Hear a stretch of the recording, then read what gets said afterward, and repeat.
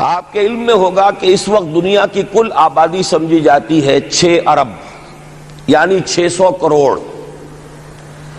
اس میں کم سے کم 120 کروڑ مسلمان ہیں امت مسلمہ. گویا کہ ہر 5واں انسان جو ہے دنیا میں وہ حضور صلی اللہ علیہ وسلم کا کلمہ پڑھتا ہے. اتنی بڑی تعداد. اس کے ساتھ ہی کتنا بڑا علاقہ جو ہے اس زمین کا وہ اللہ تعالیٰ نے اس امت کے قدموں تلے رکھا ہے. اگر آپ نے نقشہ دیکھا ہو دنیا کا تو آپ کو معلوم ہونا چاہیے کہ شمال میں جو بہت بڑا یہ نظر آتا ہے سائبیریا اور روس کا علاقہ، یہ سب غیر آباد ہے. اس طرح شمالی امریکہ میں بھی کینیڈا سے اوپر بڑے بڑے آپ کو بر اعظم سے نظر آئیں گے، یہ سب غیر آباد ہیں. جو آباد علاقہ ہے دنیا کا اور جو زرخیز علاقہ ہے دنیا کا، اس کا کتنا بڑا حصہ ہے کہ جو امت محمد صلی اللہ علیہ وسلم کے قدموں تلے. انڈونیشیا ملائیشیا سے چلے آئیے، اس کے بعد مسلسل چاہے کہیں مسلمان اقلیت میں تھوڑے بہت ہیں، لیکن پھر بنگلہ دیش آتا ہے، بڑی عظیم اکثریت کا ملک ہے. پھر بھارت میں اگرچہ اقلیت میں ہے لیکن 20 کروڑ مسلمان بھارت میں اس وقت ہے. پھر جو پاکستان سے شروع ہوا سلسلہ، افغانستان، ایران، چلتے جائیے ادھر ترکستان، چینی ترکستان، روسی ترکستان، پھر آگے چلیے عالم عرب، افریقہ کا پورا شمالی علاقہ، افریقہ کا تقریباً سارا وسطی علاقہ. یہ سب کیا ہے؟ کتنا بڑا رقبہ ہے. اور ہر طرح کی نعمت اللہ نے دی ہے. اس میں نباتات بھی ہیں، اس میں معدنیات بھی ہیں، اور سب سے بڑھ کر آج کی دنیا میں جو اہم ترین شے ہے کہ پیٹرول جو ہے، تیل جو ہے، اس کے سب سے بڑے ذخائر وہ ہیں کہ جو مسلمانوں کے قدمے تلے. اتنی تعداد میں ہونے کے باوجود،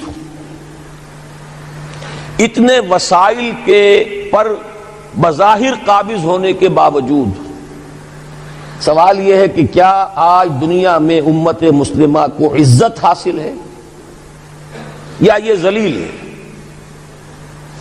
اسے غلبہ حاصل ہے یا مغلوب ہے؟ اسے کوئی دنیا میں وقار حاصل ہے یا یہ بالکل بے وقار ہو کر رہ گئی؟ یہ بات ہے جو ہمارے سمجھنے کی ہے. آج کیوں ذلیل کہ کل تک نہ تھی پسند گستاخی فرشتہ ہماری جناب میں. اس وقت صورت یہ ہو چکی ہے، آپ کو معلوم ہے کہ ہر جگہ پر پسماندگی کا نشان مسلمان ہیں. ہمارے سارے وسائل پر دوسروں کا قبضہ ہے. ایک ہی شے رہ گئی تھی، تیل، خلیج کا تیل، اس پر بھی آ کر امریکہ کی فوجیں اس کے سر پر بیٹھ گئی ہیں. سارا کا سارا تیل اب ان کے قبضے میں ہے. ادھر خلیج کے دہانے کے دونوں طرف وہ اپنے مورچے بنا رہے ہیں تاکہ یہاں کسی کا داخلہ نہ ہو سکے. بڑے بڑے جتنے لوگ ہمارے ہیں ان سب کی دولت ان کے پاس ہے. کہنے کو تو سلطان آف برونائی دنیا کا امیر ترین آدمی ہے، لیکن دولت ہے کہاں اس کی؟ انویسٹڈ تو وہی ہے، اسی کے بینکوں میں ہے، انہی کی کمپنیوں میں ہے. کسی کے پاس کچھ نہیں ہے. سعودی عرب کے کوئی ڈالر دے تو کہاں ہے؟ جیسے شہنشاہ ایران کا جو اثاثہ تھا، سرمایہ تھا، جو سارا کا سارا انہوں نے جو ہے وہ فریز کر لیا. تو یہ دولت تو ساری وہی ہے. کہنے کو ہے کہ آپ کے اکاؤنٹ میں اتنا روپیہ ہے، لیکن سوال یہ ہے کہ وہ اکاؤنٹ فی الواقع کس کے قبضے میں ہے؟ پھر آپ کو معلوم ہے کس طریقے سے مسلمانوں کے ساتھ سلوک ہو رہا ہے. ہر جگہ پر جہاں چاہیں، جس طرح چاہیں انہیں ستا لیں. اور ان میں بھی سب سے بڑھ کر جو بات میں آپ سے کہوں گا، آج دنیا میں جتنے بڑے پیمانے پر محمد عربی صلی اللہ علیہ وسلم کی توہین و تذلیل ہوئی ہے، پوری انسانی تاریخ میں نہیں ہوئی. رشدی نے کتاب لکھی، بدترین حملے کیے. کیا رنگیلا رسول کتاب تھی جو لکھی تھی کسی ہندو نے، جس کو کہ ایک مسلمان نے پھر خنجر گھونپ کر اور ہلاک کر دیا تھا. وہ تو کچھ بھی نہیں تھی.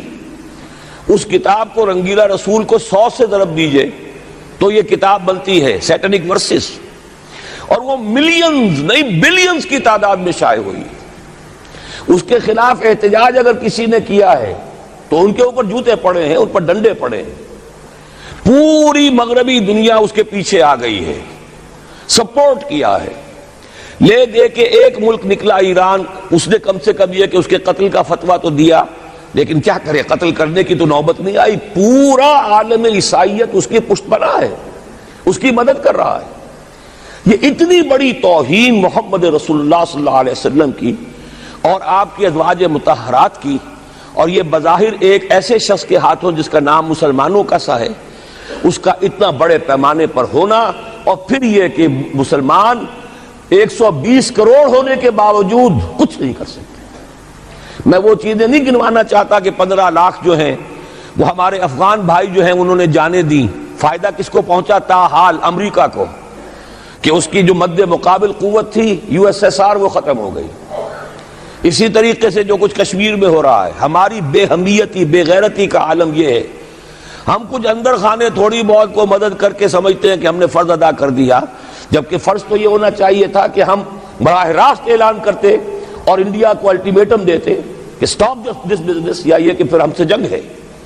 جنگ کا نتیجہ تو پھر اللہ جس کو چاہے دے گا۔ اگر انسان اللہ تعالیٰ پر اعتماد رکھتا ہو، توکل رکھتا ہو، اپنے موقف کی حقانیت پر بھی اسے یقین ہو، تو کم من فیۃ قلیلۃ غلبت فیۃ کثیرۃ، تاریخ میں ہمیشہ ہوتا آیا ہے کہ چھوٹی قوتیں جو ہیں ان کو غلبہ اللہ نے عطا کیا ہے بڑی قوتوں پر، لیکن بے غیرتی کا عالم یہ ہے، بے حمیتی کا عالم یہ ہے۔ زبانی کلامی ہم سے بڑا ہمدرد کوئی نہیں مسلمانان کشمیر کا، جس لیڈر کو دیکھو بڑھ چڑھ کر بیان دے گا، لیکن عملاً ہم کیا کر رہے ہیں؟ یہ ساری صورتحال جو میں نے آپ کو بتائی ہے، ویسے تو اب یہ کہ اگر اس میں ایک خاکہ سا میں نے آپ کے سامنے رکھا ہے، اس میں رنگ بھروں تو ظاہر ہے کہ پورا گھنٹہ اسی میں لگ جائے گا، لیکن جو اس کا اصل لب لباب ہے وہ یہ ہے کہ ہم اپنی جگہ بڑے خوش ہیں کہ ہم امت مرحوم ہیں، ہم تو امت محمد ہیں صلی اللہ علیہ وسلم، ہم تو اللہ کے پیارے ہیں، ہم اللہ کے لاڈلے ہیں، ہمیں اللہ کی شفاعت، ہمیں اللہ کے رسول کی شفاعت بھی ملے گی، جنت تو گویا کہ ہمارا پیدائشی مقام ہے۔ یہ سارے جو بھی ہمارے ذہنوں کے اندر ہیں خیالات، اور یہ جو ہمارے من گھڑت عقائد ہیں، آپ سوچئے کہ جب ہم جو آبجیکٹو کنڈیشنز ہیں، گیون کنڈیشنز ہیں، جو سامنے کے حالات ہیں، ان سے جب تقابل کرتے تو معاملہ بہت مختلف ہے۔ یہ کیوں ہے؟ اصل میں سوال جب تک آپ اپنے سامنے نہیں رکھیں گے، اس کا جواب جو ہے اب اس پر غور کیجئے، کیوں ہے؟ کیا اللہ تعالیٰ کو محمد الرسول اللہ کی عزت و حرمت پیاری نہیں ہے؟ کیا محمد الرسول اللہ اللہ کے پیارے نہیں ہیں؟ حبیب رب العالمین نہیں ہے؟ کیا اللہ تعالیٰ کو کفار سے زیادہ محبت ہے؟ کیا وجہ ہے؟ رحمتیں ہیں تیری اغیار کے کاشانوں پر، اور برف گرتی ہے تو بیچارے مسلمانوں پر۔ سائنس میں وہ آگے ہیں، مالیات پر ان کا شکنجہ کسا ہوا ہے پوری دنیا پر، تہذیب ان کی ہے، تمدن ان کا ہے، ہم تو ان کے کیمپ فالوورز ہیں، نقش قدم پر چل رہے ہیں، ہم تو ان کی صرف یہ کہ نقالی کر رہے ہیں۔ تو سوچئے وجہ کیا ہے؟ کیا اللہ کو کفر زیادہ پسند ہے اسلام سے؟ کیا اللہ کو محمد الرسول اللہ صلی اللہ علیہ وسلم کی عزت و حرمت کا کوئی خیال نہیں؟ سوچنے کی بات ہے۔ ظاہر بات ہے کہ ان سوالات کا جواب تو ہاں میں آپ نہیں دے سکتے، یقیناً ایسا نہیں ہے۔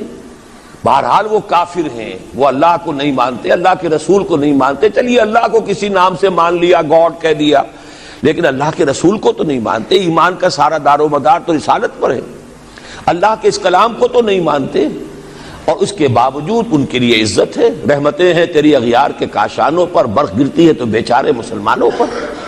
یہ ایک لمحہ فکریہ ہے، یہ سوچنے کی بات ہے کہ ایسا کیوں ہے۔ اس کا جو جواب میں آپ کو دوں گا وہ ذرا سا کڑوا جواب ہے، نوارا تلخ ترمیزن چو ذوق نغمہ کمیابی۔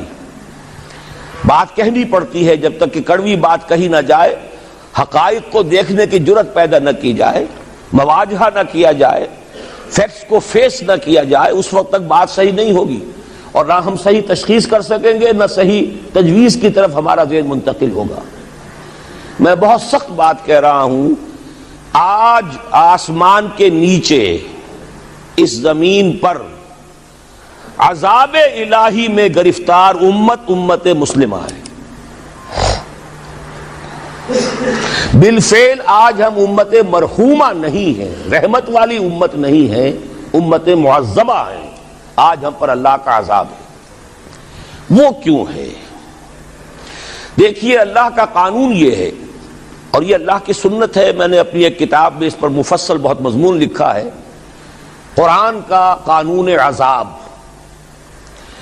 ایک عذاب تو آیا کرتا تھا ان قوموں پر جن کی طرف اللہ رسول بھیجتا تھا، اِنَّا أَرْسَلْنَا نُوحًا إِلَىٰ قَوْمِهِ، اگر رسول کی بات مان لی تو قوم کے لیے بہت خوشحالی ہے، مبارکباد ہے، اللہ کی رحمتوں کے سائے ہیں، اور نہیں مانی تو بربادی ہے، تباہی ہے، خاتمہ ہے۔ پوری قوم نوح غرق کر دی گئی، پوری قوم عاد ختم کر دی گئی، حضرت ہود کو نہیں مانا۔ پوری قوم سمود ختم کر دی گئی، حضرت صالح کو نہیں مانا۔ عمورہ اور صدوم کی بستیاں ختم کر دی گئی، حضرت لوط کو نہیں مانا۔ آل فرعون غرق کر دیے گئے، حضرت موسیٰ کو نہیں مانا۔ مدین کے علاقے کو تباہ کر دیا گیا، حضرت شعیب کو نہیں مانا۔ یہ بات سمجھ میں آ گئی؟ لیکن جب سے نبوت اور رسالت کا سلسلہ ختم ہوا، اس قسم کا عذاب اب دنیا میں نہیں آ سکتا۔ وَمَا كُنَّا مُعَذِّبِينَ حَتَّى نَبْعَثَ